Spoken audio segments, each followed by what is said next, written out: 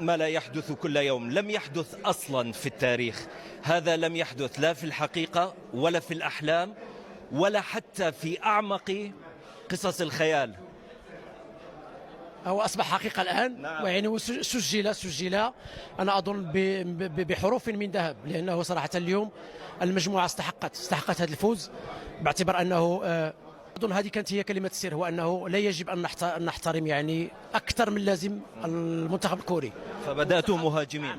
المنتخب الكوري منتخب اللي هو قوي، يعني على الصعيد يعني لا القاري ولا العالمي، والكل تعرف هذا الشيء، والكل يعني هذا مؤكد. ويمكن الإمكانيات اللي عنده الفنية يمكن تفوق إمكانياتنا، لكن الحمد لله أنه عدم يعني الإفراط يعني في الاحترام الخصم. نؤمن بأنه عندنا واحد النسبة يعني من الحظوظ أننا نفوزوا. طبعا أنا أظن أنه ما دام المنتخب الكوري تلقت يعني الشباك ديالو 8 أهداف من خلال 5 مقابلات، إلا عندنا فرصة أننا نوصلوا للمرمى وأننا نسجلوا، وربما كانت هذا هو يعني نقطة التحول، أننا نبادروا بالهجوم وما نرجعوش للخلف. الحديث الذي دار في غرف تبديل الملابس بعد نهاية المباراة بحضور أيضا الأمير علي بن الحسين رئيس الاتحاد وكل أعضاء الاتحاد الأردني.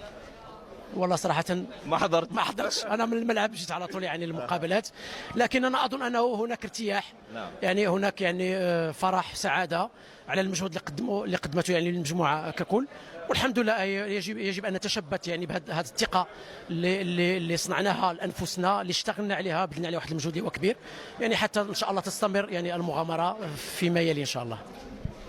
ألف مبروك، شكرا جزيلا. الحسين عموتة المدير الفني للمنتخب الأردني.